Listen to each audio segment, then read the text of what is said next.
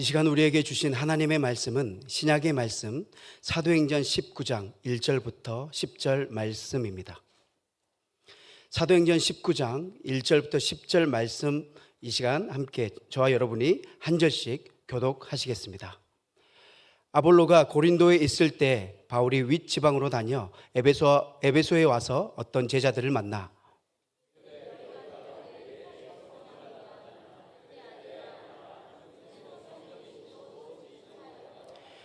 바울이 이르되 그러면 너희가 무슨 세례를 받았느냐 대답하되 요한의 세례니라.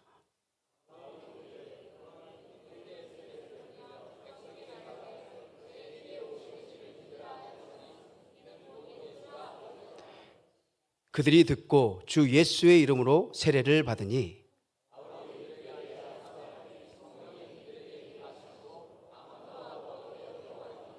모두 12사람쯤 되니라.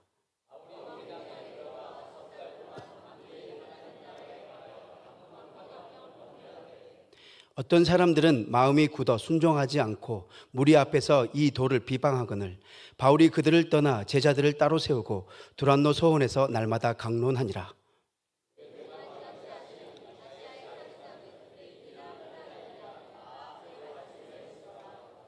아멘. 세계 여러 나라 협력체인 국제기구 가운데 경제성장, 개발도상국 원조, 통상 확대를 목적으로 만들어진 국제협력개발기구라고 하는 국제기구가 있습니다. 뉴스에서 OECD 많이 들으셨죠? 그 기구입니다.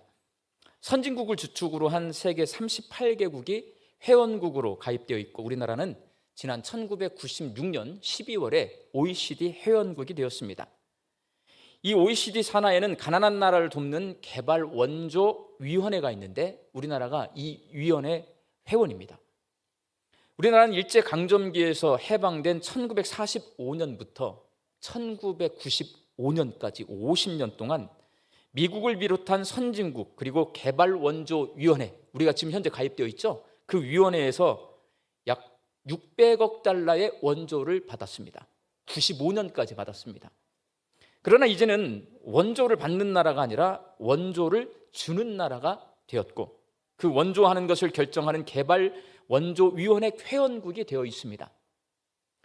세계에서 원조를 받던 나라 중에 원조를 주는 나라가 된 나라는 우리 대한민국밖에 없습니다. 그래서 많은 나라가요 연구를 합니다. 저 나라는 어떻게 해서 가난을 극복하고 저렇게 부강한 선진국이 되었을까 연구를 해요. 우리나라 왜 이렇게 선진국이 되었을까요? 가장 기본적으로는요, 아까 말씀드렸죠, 600억 달러를 도움받았어요. 78조입니다. 이 돈으로 산업 기반 시설을 만들고 공장을 지어서 우리나라가 가난을 극복하고 선진국이 될 수 있었어요. 그런데 이 논리는요 맞지 않아요. 왜냐? 우리나라만 지원받았을까요? 그렇지 않아요. 우리나라뿐만 아니라 세계 여러 나라들이 지원을 똑같이 받았습니다. 근데 우리나라는 가난을 극복하고 선진국이 되었어요. 근데 다른 나라는 가난을 극복하지 못했어요. 여전히 가난해요. 그러면 이거는 원조 때문에 그런 것이 아니고 다른 이유가 있는 거잖아요. 그래서 전문가들이 연구를 해봤더니 우리나라의 눈부신 성장의 가장 큰 요인, 교육에서 찾습니다. 교육. 우리나라는 지하자원이 없어요.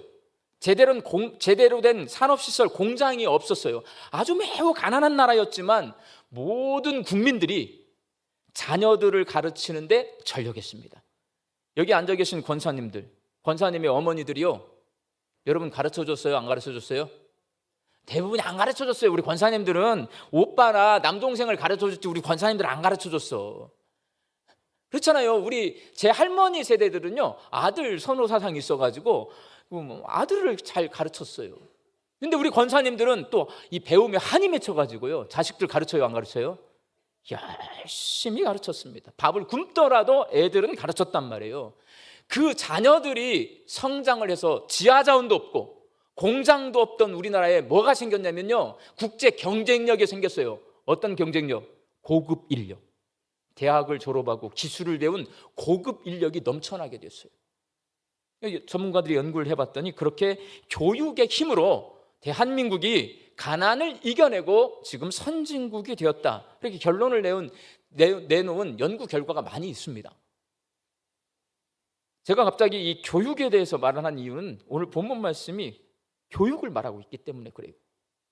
에베소 교회가 설립되는 장면이 기록되어 있는 오늘 본문 말씀은 우리가 신앙생활을 할 때도 교육이 얼마나 중요한지를 가르쳐 줍니다. 고린도에서 복음을 전하던 사도 바울이 고린도 교회를 아볼로에게 맡겨두고서 에베소에 왔다가 어떤 제자들을 만났습니다. 오늘 본문 1절 말씀이에요. 아볼로가 고린도에 있을 때에, 그러니까 아볼로에게 교회 맡겨놓고 바울이 윗지방으로 다녀 에베소에 와서 어떤 제자들을 만나. 사도행전에서요, 예수님의 12 제자들 그리고 그와 비슷한 권위를 가지고 있는 바울이나 바나바를 부를 때 호칭이 뭐냐면 사도입니다. 그래서 사도행전이잖아요. 사도예요. 그럼 제자는 누구냐? 사도행전에서 제자는 그 사도들에게 복음을 듣고 가르침을 받고 복음을 믿기로 결단하고 신앙생활하는 초대교회 성도들을 제자라고 부릅니다. 그러니까 오늘 말씀 속에 있는 이 제자들은 에베소에 있는, 그러니까 뭔가 신앙생활을 하는 사람들인 거예요. 스승을 전제로 하는 이 제자라는 말은 가르침을 내포하고 있는 교육 용어입니다. 바울은 에베소에서요, 선생님이 정확히 누군지 모르지만 어떤 스승에게 가르침을 받아서 신앙생활이라는 것을 하고 있는 사람들을 만난 겁니다. 그 사람들에게 바울이 뭐라고 묻냐면 너희가 믿을 때에 성령을 받았느냐라고 물어요. 우리 권사님들은 성령을 받았습니까? 라고 물으면 뭐라고 대답해요? 아멘이라고 대답해요. 왜? 대답 안 하면 목사님들한테 혼나니까 대답해요. 근데 여러분, 성령을 받았느냐라고 하는 이 질문이 쉬운 질문이 아니에요. 그러니까 오늘 말씀을 잘 들으셔야 돼요. 우리가 곰곰이 생각해 봐야 될 게 뭐냐면 바울이 지금 에베소에 있는 어떤 제자들에게 성령을 받았습니까? 라고 묻는 이유는요, 바울이 가만히 보니까 이 사람들이 예수를 믿는지 안 믿는지 헷갈려요. 그래서 예수가 누구신지 아십니까? 묻는 거거든요. 그러면 그냥 예수가 누구신지 아십니까? 물으면 되지. 왜 성령을 받았느냐라고 물었을까요? 이게 궁금하거든요. 궁금해야 돼요, 여러분. 왜 성령을 받았는지를 물었을까요? 사람이 신앙생활할 때 반드시 성령의 도우심이 필요합니다. 저도 그렇고 여러분도 마찬가지예요. 바울이 보기에 에베소 교회 성도들이 신앙생활을 하긴 하는데 이게 제대로 된 신앙이 아니에요. 그거는 성령의 도우심 없이 자기 나름대로 신앙생활을 하는 것처럼 눈에 보인 거예요. 그래서 그들에게 성령을 받았느냐라고 물었더니 그들이 뭐라고 대답을 했냐면 저는 성령에 대해서 듣지도 못했습니다라고 대답을 해요. 예수님께서 우리가 신앙생활 하는 데 있어서 성령님의 도우심이 꼭 필요하다는 것을 몸소 보여주십니다. 여러분, 사도신경을 외울 때 예수님이 잉태되셨어요. 뭘로 잉태되셨어요? 성령으로 잉태되셨어요. 예수님이 공생애, 그러니까 사역을 시작하실 때에 요단강에 가서 세례 요한에게 세례를 받습니다. 자, 세례를 받고 강 위로 올라올 때에 하늘에서 뭐가 내려왔어요? 비둘기처럼 성령이 임하셨다라고 성경은 기록해 놓고 있습니다. 예수님은 성령을 힘입어서 광야로 나가서 40일 동안 금식하면서 사단에게 3번 시험을 받는데 3번을 다 성령이 주시는 지혜로, 말씀으로 이기십니다. 예수님은 성령을 힘입어서 귀신을 쫓아내셨고 하나님 나라 복음 증거의 사명을 감당하셨습니다. 성령이 중요하기 때문에요, 예수님이 제자들에게 이렇게 말씀하세요. 요한복음 14장 26절 말씀이에요. 보혜사 곧 아버지께서 내 이름으로 보내실 성령, 그가 너희에게 모든 것을 가르치고 내가 너희에게 말한 모든 것을 생각나게 하리라. 예수님은 제자들에게 가르쳐 주세요. 성령이 너희에게 임하시면 나의 말이 생각날 거고 그 말이 무슨 의미인지 깨닫게 될 것이다. 그래서 예수님이 승천하시기 전에 제자들에게 예루살렘을 떠나지 말고 성령을 기다리라 말씀하셨고, 제자들은 예루살렘의 다락방에 모여 있었어요. 그리고 오순절날에 성령의 임재를 경험한 후에야 예수님이 하신 말씀이 무슨 말씀인지를 알게 됩니다. 그때부터 예수님을 그리스도로 믿기 시작했고, 믿으니 문을 열고 박차고 나가서 예수님이 그리스도다라고 전하기 시작했습니다. 우리 신앙에 있어서 성령님은 이렇게 중요합니다. 여러분이 예수님을 그리스도로 지금 믿는다라고 고백하신다면 그 고백은 어디서 나온 거냐면 성령의 도우심에서 나온 거예요. 성령이 우리를 도와주시지 않잖아요. 여러분, 내 머리로는 예수가 그리스도다라는 것을 깨닫지 못합니다. 내 마음으로 받아들이지 못하고요, 내 입으로 고백하지 못해요. 내가 머리로 깨닫고 마음으로 받아들이고 내 입으로 예수님이 나의 구세주이십니다 고백하고 있는 것은, 믿는 것은 성령님이 저와 여러분과 함께 계시고 나를 도와주기 때문입니다. 다메섹으로 가다가 빛이신 예수님을 만나서 복음을 전하는 사도로 변화된 사도 바울은요, 성령님의 도우심으로 예수님을 믿게 됐어요. 원래 예수님 핍박하던 사람이에요. 성령의 도우심으로 구약의 말씀들을 다 깨달아 안 거예요. 그리고 예수님을 믿게 되었고 그 성령의 도우심으로 사역을 감당하고 있어요. 그렇기 때문에 성령이 충만하지 않은 에베소에 있는 그 제자들을 보니까요, 이 사람들은 성령을 받지 못했다는 걸 금방 아는 거예요. 진단이 됩니다. 그렇게 에베소 교회 성도들이 제대로 신앙생활을 하지 못하고 있다는 것을 확인한 바울이 다시 묻습니다. 오늘 보면 3절 말씀이에요. 바울이 이르되 그러면 너희가 무슨 세례를 받았느냐? 대답하되 요한의 세례니라. 너희들 예수님을 모르는구나 이렇게 안 물어요. 너희가 무슨 세례를 받았느냐 물어요. 왜 그러냐? 바울이 확인하는 거예요. 너 무슨 세례 받았어? 요한의 세례. 그럼 여러분, 이 사람들은 누구한테 지금 가르침을 받은 사람들일까요? 요한의 세례는요, 제사함의 세례예요. 예수님도 그 제사함의 세례를 베푸는 요한에게 가서 받았어요. 그러면 요한은 이미 죽었어요. 그럼 누구한테 지금 뭔가 가르침을 받았을까요? 에베소에 요한의 제자들이 다녀간 것으로 학자들이 그렇게 연구를 해요. 합리적인 추론이에요. 지금 에베소 사람들은 그 앞에 사도 바울이 오기 전에 요한의 제자들이 다녀가서 너희들 죄사함의 세례를 받아야, 우리 선생님의 세례를 받아야 구원받을 수 있어, 그렇게 가르친 거고 요한의 세례를 받은 거예요. 사도행전 오늘이 19장이에요 18장에 보면 아볼로가요, 에베소에서 성경 공부를 시킨 장면이 기록되어 있습니다. 근데 문제가 있어요. 아볼로는요, 고린도로 넘어와서 사도 바울의 제자인 브리스길라와 아굴라에게 복음을 그때 처음 들어요. 그리고 예수님을 구세주로 믿고 세례를 받습니다. 그러니까 이 아볼로가 에베소에서 성경을 가르쳤을 때는 예수님을 모르는 상태에서 이 사람들을 가르쳐 놓은 거예요. 뭘 가르쳤을까요? 구약의 말씀, 율법을 가르쳤겠죠. 세례 요한의 제자들에게 배웠어요. 그리고 아볼로에게 배웠어요. 그러나 한 번도 예수님에 대해서 들어본 적이 없어요. 복음을 배운 적이 없어요. 그러니까 이 사람들은요, 성령을 받을 수도 없는 거고, 그리고 예수님이 누구신지도 모르는 거고, 아는 건 뭐냐? 세례 요한의 죄사함의 세례만 아는 거예요. 왜 그래요? 그게 가르침의 힘이에요. 몰라요. 안 배우면 몰라요. 모르면 믿을 수 없어요, 여러분. 오늘 이 말씀을 통해서 우리는 그것을 깨달아 알 수가 있습니다. 하나님께서는 그렇게 세례 요한의 제자들을 통해서 죄사함의 세례를 받고 아볼로를 통해서 구약의 말씀만 배운 이 에베소 사람들에게 훌륭한 스승인 사도 바울을 보내십니다. 그리고 그들을 가르치게 합니다. 오늘 보면 4절 말씀이에요. 바울이 이르되 요한이 회개의 세례를 베풀며 백성에게 말하되 내 뒤에 오시는 이를 믿으라 하였으니 이는 곧 예수라 하거늘. 바울은 죄사함의 세례 요한의 세례를 받은 사람들에게요, 그 세례 요한이 내 뒤에 오시는 구세주 메시아 그리스도가 있어. 그분이 누구냐? 예수님이야. 바울이 가르쳐줘요.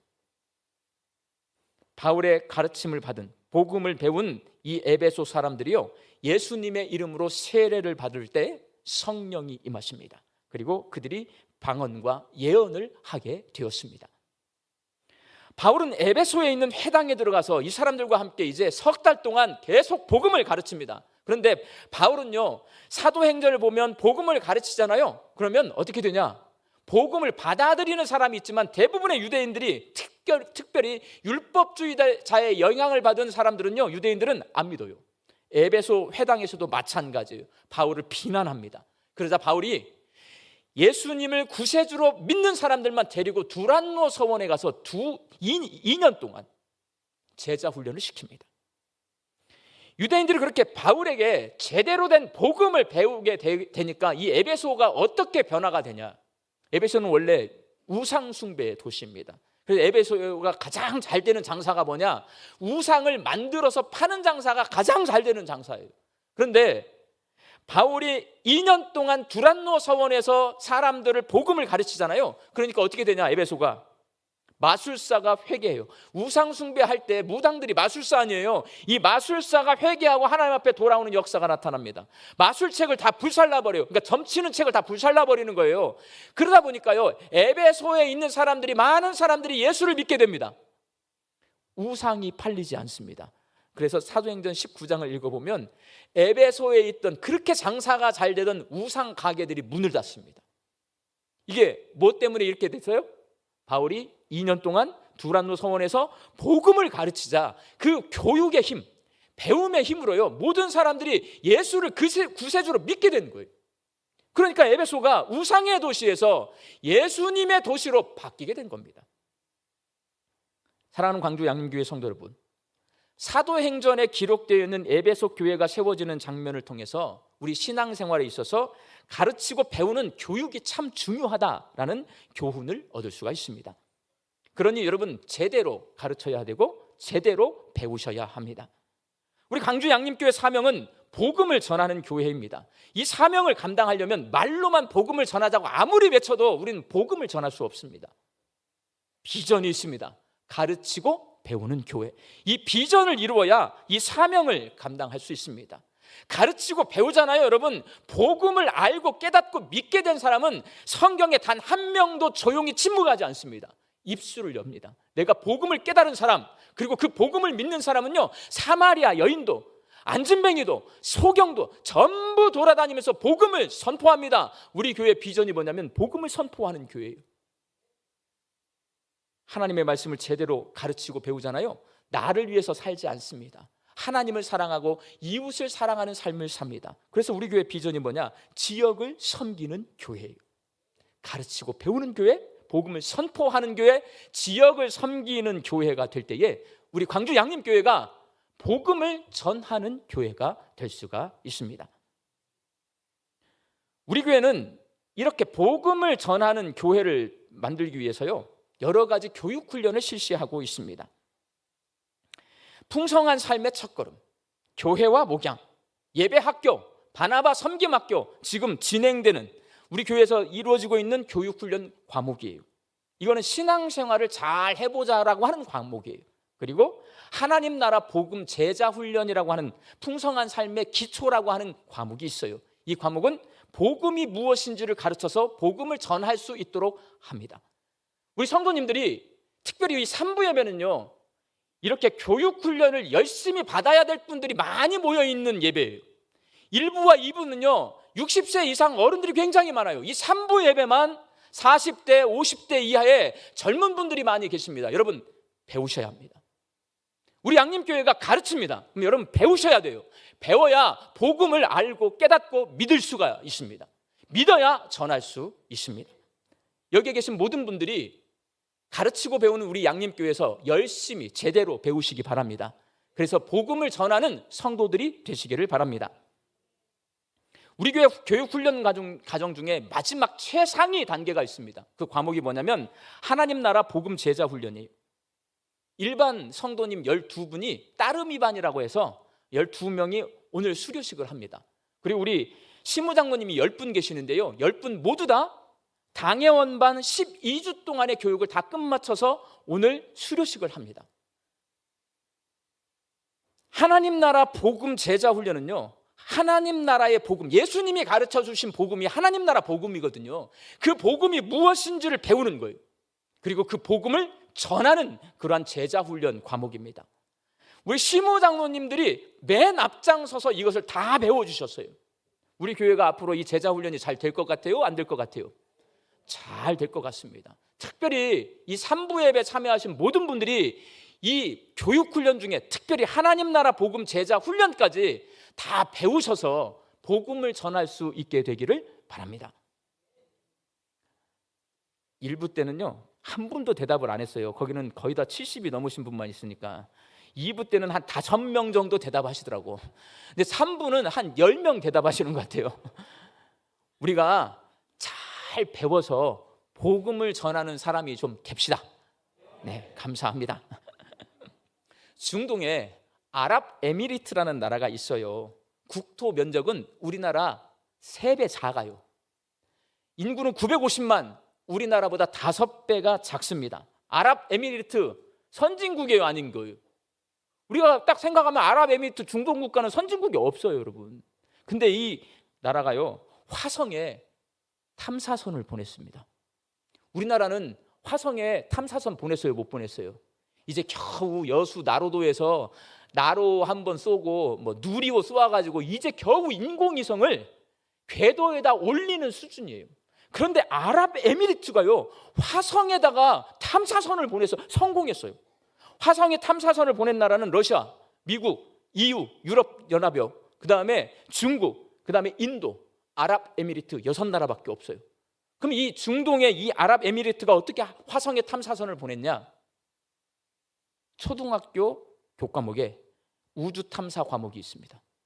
그래서 어린 자녀들에게 우주를 개척해야 된다는 것을 가르치는 거예요. 그러니까 이 아이들이요, 그 아랍에미리트 아이들이 어떻게 자라나냐면 당연히 우주선 타고 나가서 앞으로는 우주를 개척해야 우리나라의 미래가 있다라고 배우는 거예요. 그 아이들이 자라서 우주에다가 쏘아 올린 거예요. 화성 탐사선 간 거예요. 성공했어요. 교육의 힘은 이렇게 위대합니다. 우리 광주 양림교회가 어린 아이로부터 어른에 이르기까지 신앙생활 제대로 하는 방법, 하나님 나라의 복음 철저히 가르쳐야 됩니다. 그래야 우리 교회가 그 복음 위에 서요. 교회는 숫자 많이 모이는 데 아니에요, 여러분. 교회는 문화교실 잘 돌리는 데 아니에요. 교회의 핵심은 뭐예요? 복음입니다. 교회는 복음을 전수해 줘야 돼요, 다음 세대에. 우리 성도들에게 교회는 복음을 끊임없이 가르쳐야 돼요. 사도 바울이 두란노 서원에서 2년 동안 가르쳤잖아요. 사도행전에 기록되어 있는 그대로 저는 우리 교회에 있는 지도자들은 여러분들에게 하나님 나라 복음이 성경에 쓰여 있는 그 내용이 무엇인지를 가르쳐야 되고 여러분 배우셔야 돼요. 그러면 우리 광주 양림교회가 우리 주님 다시 오시는 그날까지 복음을 증거하는 교회가 될 수 있으리라 믿습니다. 우리 교회가 그런 교회가 될 수 있기를 예수님의 이름으로 축원합니다. 기도하겠습니다. 하나님, 게으르기도 하고 미련하기도 하고 연약하기도 한 저희들이지만 주님의 말씀을 배우고 깨닫기를 간절히 소망합니다. 저희들이 주의 말씀을 제대로 배워서 균형 잡힌 신앙생활을 하고 복음을 확실히 알고 복음을 확신 있게 전하는 주의 제자들이 되게 하여 주옵소서. 예수님의 이름으로 기도하옵나이다. 아멘.